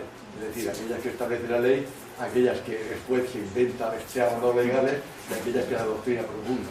Para mí esto no me ha quedado claro. Y luego, una observación, porque he dicho ya en más de una ocasión respecto al razonamiento probatorio. El razonamiento probatorio es eso, un razonamiento, y en un razonamiento hay premisas y conclusiones. En una cadena de razonamientos hay premisas iniciales, conclusión final y premisas iniciales y conclusiones intermedias. Y el estándar de prueba se refiere a las condiciones para que un enunciado figure como conclusión intermedio final en el razonamiento probatorio. Pero si no, establecemos cuáles son las premisas iniciales y los requisitos para que sean los requisitos que la ley exige para que sean premisas iniciales y los requisitos para que sean conclusiones, no tenemos ningún estándar de prueba, en mi opinión, que sea de acuerdo con lo que la ley exige. Más o menos, bueno, yo lo he sostenido, seguramente lo conoces, una concepción recursiva del razonamiento probatorio que está más o menos recogida en el artículo 386.1 de la Ley de Enjuiciamiento Civil. Si cuando has hablado de eso, de las telas disponibles, de los estándares de prueba, si no presentáis, Tarrufo y tú, un esquema de razonamiento probatorio que lo presente como una cadena de razonamiento con sus premisas iniciales y sus conclusiones, no sufre. Lo de datos que refutan y datos que no haya datos que refuten y que haya datos que confirmen es totalmente insuficiente, en mi opinión. De acuerdo con el segundo punto, sin ninguna duda. Se trata no de un desacuerdo, sino de una omisión. Yo no hablé de eso hoy. Necesitamos estándares de prueba para poder pasar de las premisas iniciales a la conclusión. Evidentemente necesitamos también criterios para determinar cuáles son las premisas. Totalmente de acuerdo, solo que el estándar de prueba no sirve para esa primera... Para las conclusiones. Exactamente. Por lo tanto, estamos totalmente de acuerdo. Serían distintas fases del razonamiento, que también creo que es recursivo, distintas fases del proceso de razonamiento para el que necesitamos instrumentos distintos. ¿Estamos de acuerdo? Y respecto a las garantías, también de acuerdo en la distinción legales, judiciales, doctrinales. Yo me limité hoy a hablar de garantías legales. Y por tanto que aplican los jueces, pero que creo deben ser garantías legales. Muchas gracias, Jordi.